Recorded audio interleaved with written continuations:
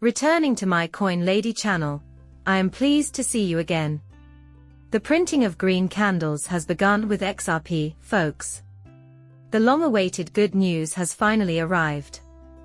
This video contains a plethora of stunning news updates, including my prediction for XRP's future trajectory and the reasons behind its incredible success. At last, we reach the topic of time, and naturally, the future of the cryptocurrency market as a whole. If you want this video to be seen by everyone, you need to hit the like button. I know we've all been waiting for this price action for a while, so let's address it first. At the time of this video's recording, XRP had risen 14% in a single day.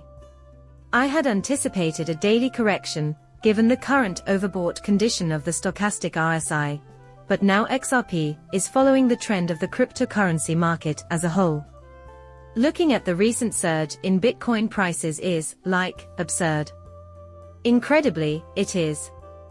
Bitcoin was simply printing a series of green candles. Last but not least, there was some red for Bitcoin, which, incidentally, my community and I ended up shorting and profiting from. However, it is true that many individuals were liquidated within the time span, beginning on November 5th and ending on November 11th. And while we're going to talk about how much money people lost at that time, there are also a lot of people who are making a ton of money right now. So the data I'm going to give you will be useful in that regard. However, I can already see that you're all curious in XR's future because, at long last, XRP is outperforming the market as a whole. So, what happens next? Plus, I do believe that XRP will most certainly rise above 70 cents in the not-too-distant future. This is where I want to begin. You may be asking how many crypto leverage positions were liquidated yesterday. The answer is more over $1 billion. What utter nonsense. Also, I would say sure. Conversely, many people are currently sitting on massive amounts of unrealized income from their cryptocurrency investments. That is correct, but there is another aspect to consider as well. Alright, completely bonkers. Right now, we have to pay attention to the local economy so we can make sense of what's happening with cryptocurrencies. Sure, it's going crazy, but there are a lot of other factors to consider as well. First, and this is something that seems a bit strange and worrisome at the moment, oil prices are plummeting, and this is happening at the same time that stock markets are reaching record highs. Oil prices have fallen 12% in 4 weeks, and are getting close to their lowest points since May of 2023. Additionally, OPEC has cut its oil demand growth forecast for 4 months in a row today. Now tell me what's happening. Here we can observe the technical setup that has been present for oil, and it has been declining for a considerable amount of time. In this market, we are basically seeing greater lows and lower lows on a constant basis. The most fundamental problem has been the lackluster demand for oil in China, the world's biggest user of the commodity. The world's oil consumption has dropped significantly due to the widespread adoption of electric vehicles, which are proving to be increasingly popular, particularly in China. An increasing number of countries are making it highly advantageous for consumers to purchase electric vehicles through tax rebates and credits, and as a result, the demand for oil is actually decreasing, and these predictions indicate that this trend will continue. Yeah, this is something that really demands our full focus.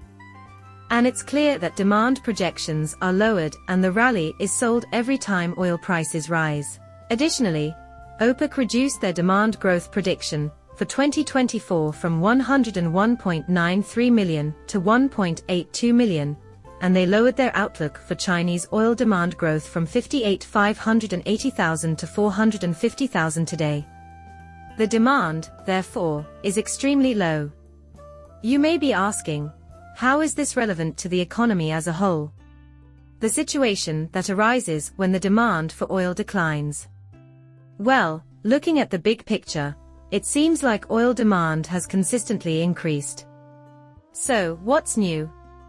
Rather than the quantity of demand, the question of who is supplying oil has been driving up its price. Reason being, oil powered almost everything during the Industrial Revolution, and, to this day, the vast majority of devices still rely on it. The economy has been acting this way, you know. However, a shift in the economy is becoming apparent. With the advent of electric vehicles, our dependence on oil has diminished, and this trend will likely continue. Because of this and the fact that there are too many people extracting oil, the price will keep falling. People who are going to purchase it? Well, obviously, the only way to sell it is to lower it. This is definitely going to be a long-term trend, in my opinion. Because of the profound impact it will have on our economy, this is something for which you should make adequate preparations. Things like these commodities are losing popularity as investors shift their focus to equities and cryptocurrencies, the kinds of assets that will attract even more attention in the future. As an investor, I can see the logic in that.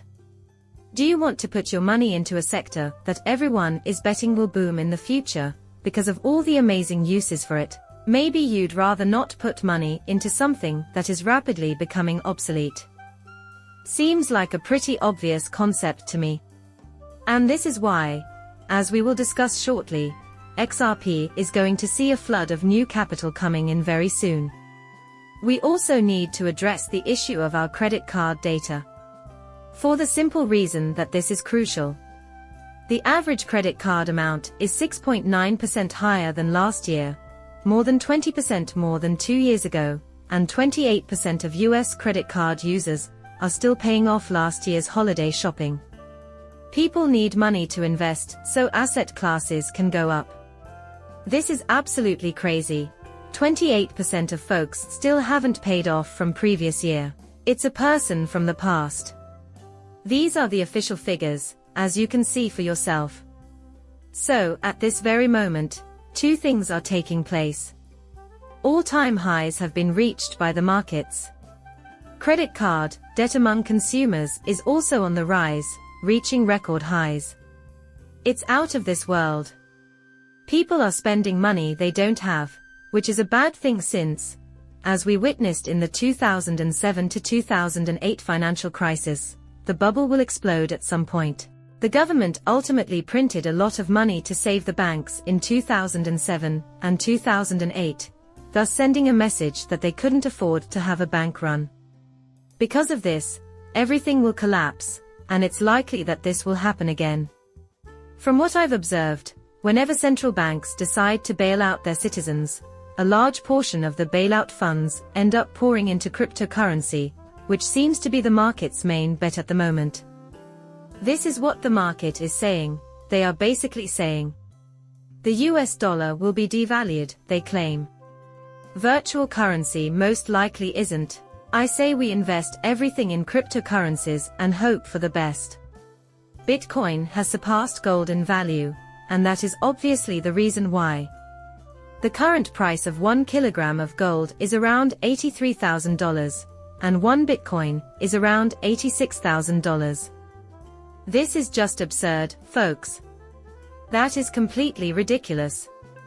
However, this is also a crucial sign of the market's perception of Bitcoin. As of right now, it's a more reliable investment than a kilo of gold. Once again, this has never happened historically, and it is particularly true right now, but the ultra-wealthy are pouring more money into Bitcoin than gold. It's vital for that reason alone.